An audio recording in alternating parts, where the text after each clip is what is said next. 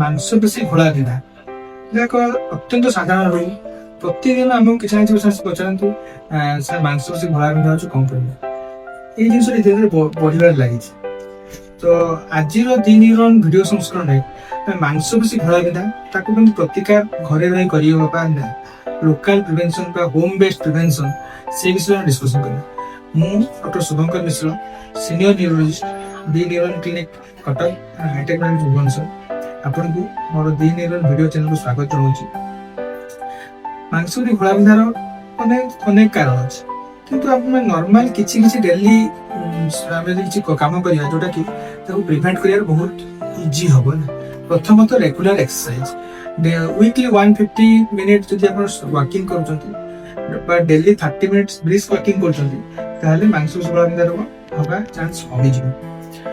ବେଳେବେଳେ ଷ୍ଟ୍ରେଚିଂ, ମସଲ ଷ୍ଟ୍ରେଚିଂ ମଧ୍ୟ କରିବାକୁ ପଡ଼ିବ, କାହିଁକିନା ମସଲଟା ଷ୍ଟିଫ୍ ହେଇଯାଏ। ମସଲଟା ଗୋଟେ କଣ୍ଟ୍ରାକ୍ଟାଇଲ ପ୍ରୋଟିନ୍, ସବୁବେଳେ ବଡ଼ ଛୋଟ ଏମିତି ହୋଇଥାଏ। ଯଦି ଆମେ ରେଗୁଲାରଲି ଏକ୍ସରସାଇଜ ନ କରିବା, ତାକୁ ଷ୍ଟ୍ରେଚ୍ ନ କରିବା, ମସଲଟା ଟାଇଟ୍ ହେଇଯିବ। ଟାଇଟ୍ ହେଲେ ସେ ମସଲଟା ପେନ୍ ହେବା ଆରମ୍ଭ ହେବ।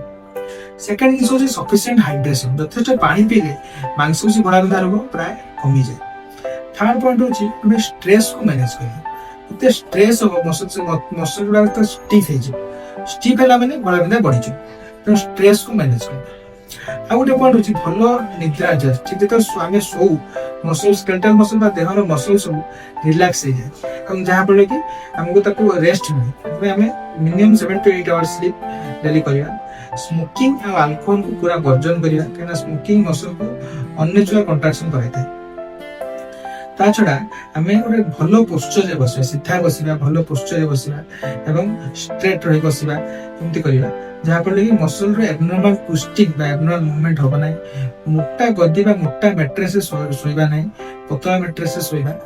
ଆଉ ଯଥେଷ୍ଟ ଯୋଉ ସନ୍ ଏକ୍ସପୋଜର ପଡ଼ିବ, ଯୋଉ ଭିଟାମିନ୍ ଡି ଆମ ଦ୍ୱାରା କ୍ରିଏଟ୍ ହେବ, ଯୋଉଟାକି ମସଲ ଡ୍ୟାମେଜକୁ ଆମକୁ ପ୍ରିଭେଣ୍ଟ କରିପାରିବ।